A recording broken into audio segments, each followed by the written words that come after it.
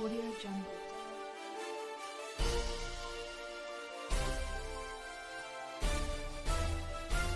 Audio Jungle. वास्तवदर्शी. नमस्कार दादा. नमस्कार. दादा, तुम्ही मला सांगाल, तुम्ही अंजनगावचे स्थानिक नागरिक आहे, यावेळेस मतदान करणार आहेत आणि युवकांच्या मतदानाच्या भरोश्यावर यावेळेस येथील नगराध्यक्ष निवडून येणार आहे. युवकांच्या पुढील यावेळेस तुम्हाला काय समस्या अंजनगावात वाटतात? अंजन गावात सर्वात मोठी समस्या आहे ही रोजगाराची. इथं रोजगाराची खूप अभाव आहे. त्यामुळे इथल्या नगराध्यक्षांनी इथल्या गावाच्या विकासासोबत जे युवक आहेत यांच्या रोजगाराचा पण विचार करावा आणि त्याच्यासाठी काही ना काही प्रयत्न करावे अशी इच्छा आहे आमची. आता आपण पाहताय इथं येथील स्थानिक आमदार गजानन लवटे यांनी त्यांच्या मुलाला इथे नगराध्यक्षाच्या निवडणुकीत उतरवलेले आहे.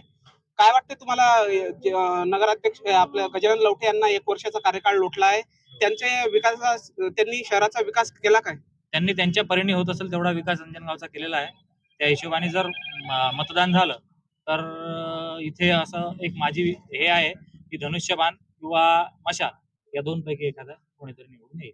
आणखी दादा, तुम्ही मला सांगाल काय विजन ठेवून यावेळेस मतदान करणार आहे? गावाची स्वच्छता हटेल, बाजूला शहाण नदी वाहत आहे, ते खूप घाण आहे, ते स्वच्छ केलं पाहिजे. व्यक्तिमत्व खूप छान आहे. धनुष्यबाण उभे आहेत ना, खूप छान आहे व्यक्तिमत्व. आपण पाहताय सध्या तुमच्या अंजनगाव शहरात मोठ्या प्रमाणात स्वच्छता आपल्याला पाहायला मिळते. नाल्याचा प्रश्न आहे, केरकचऱ्याचा प्रश्न आहे, घाणीचे साम्राज्य मोठ्या प्रमाणात आहे. काय वाटते यावर? हा, ते स्वच्छता खूप कम आहे, ते पाहिजे त्यांनी. बाकी मोठी समस्या आहे तो रोडची. रोड खूप खराब आहे अंजनगाव सोडले. ते त्यांनी आम्हाला व्यवस्थित करून द्या, आमची अशी अपेक्षा आहे. आता किंवा धनुष्यबाण असेल, मशाल असेल, त्या दोनपैकी कोणतरी येईल आणि त्यांनी आमचं काम करून द्या, एवढी आमची इच्छा आहे. आमदार साहेबांनी सुद्धा त्यांच्या मुलाला इथे लॉन्च केलेला आहे. काय वाटते आमदार साहेबांचा विकास कसा आहे? आमदार साहेबांचा विकास तर चांगलाच आहे आणि युवा नेतृत्व आहे. आम्ही युवा आहोत, आमच्यासाठी योग्य होईल. त्या विकासाच्या मुद्द्यावर यावेळेस येथील जनता मतदान करणार आहे. वृक्ष आता दिखावा आहे हा. आता आमच्या इथं आमदार 1 वर्ष झाला आणि पाण्याची समस्या सोडलेली आहे. तिकडे तिकडे पाण्याची समस्या पाईपलाईन चालू आहे आणि त्यांचा मुलगा सध्या उभा आहे आणि आमदार आणि मुलगा यांच्या दोन्ही निधीमधून आमचे विकास होत गावचे. विरोधकांकडून असा आरोप होतोय की आमदारांनी घराणेशाही केली आहे आणि स्वतःच्याच घरात यावेळेस उमेदवारी टाकलेली आहे. तर यावर तुम्ही एक सामान्य शिवसैनिक म्हणून काय पाहणार? आता बारसागरने हे केलं आहे, घराणेशाही केली बारसागरनं. त्याची पत्नी बी आहे, तोही आहे.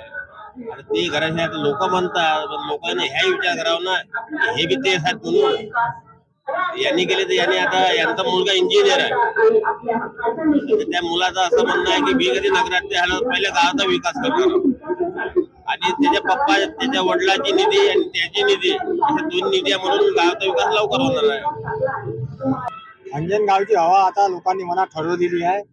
1 वर्ष आमदार साहेबात यांचा कामकाज पाहून आणि नगर परिषद सर्वात मोठा कर्मचारीचा भ्रष्टाचार, जनसुविधा नाही आहे, आरोग्य नाही आहे, शिक्षण नाही आहे, हे आणि ते युवा उमेदवार आहेत. त्यामुळे असं आहे की आमच्या इथे युवा उमेदवाराचा असा अंदाज आहे की ती विजयी होती. नगर कर्मचाऱ्याला वचक असणारा किंवा युवा उमेदवार आम्हाला. शिवसेना उद्धव बाळासाहेब ठाकरे गटाचे युवा उमेदवार यश लवटे यांच्या म्हणजे प्रचारार्थ आणि यांच्या सन्मानार्थ मोठ्या प्रमाणात येथील नागरिक जुळलेले आपल्याला पाहास मिळत आहे. तरी परवा होणाऱ्या निवडणुकीत कोण विजयी ठरणार हे 21 तारखेला माहितीच पडणार आहे. Audio Jungle. वास्तवदर्शी.